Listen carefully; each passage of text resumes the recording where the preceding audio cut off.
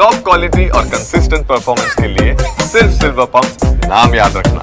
ಪಹಲ್ಗಾಮ್ ಉಗ್ರರ ದಾಳಿಗೆ ಕಾಂಗ್ರೆಸ್ ಖಂಡನೆಯನ್ನ ವ್ಯಕ್ತಪಡಿಸಿದೆ. ಸಂಸತ್ತಿನ ವಿಶೇಷ ಅಧಿವೇಶನ ಕರೆಯೋದಕ್ಕೆ ಪತ್ರ, ಉಭಯ ಸದನಗಳ ವಿಶೇಷ ಅಧಿವೇಶನ ಕರೆಯೋದಕ್ಕೆ ಮನವಿಯನ್ನ ಮಾಡಲಾಗಿದೆ. ಪ್ರಧಾನಿ ಮೋದಿಗೆ ಖರ್ಗೆ ಮತ್ತು ರಾಹುಲ್ ಗಾಂಧಿ ಪತ್ರವನ್ನು ಬರೆದಿದ್ದಾರೆ. ತುರ್ತಾಗಿ ಸಂಸತ್ ವಿಶೇಷ ಅಧಿವೇಶನ ಕರೆಯೋದಕ್ಕೆ ಒತ್ತಾಯವನ್ನ ಮಾಡಲಾಗಿದೆ. ಹಾಗಾದ್ರೆ ಆ ಪತ್ರದಲ್ಲಿ ಏನೇನಿದೆ ಬನ್ನಿ ನೋಡೋಣ. ಗೌರವಾನ್ವಿತ ಪ್ರಧಾನಮಂತ್ರಿಗಳೇ, ಪಹಲ್ಗಾಮ್ನಲ್ಲಿ ನಡೆದ ಭಯೋತ್ಪಾದಕ ದಾಳಿಯು ಪ್ರತಿಯೊಬ್ಬ ಭಾರತೀಯನನ್ನು ಕೆರಳಿಸಿದೆ.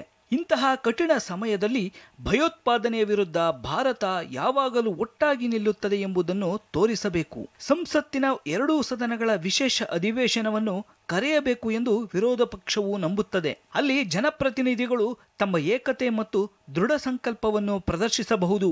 ವಿಶೇಷ ಅಧಿವೇಶನವನ್ನು ಆದಷ್ಟು ಬೇಗ ಕರೆಯಬೇಕೆಂದು ನಾವು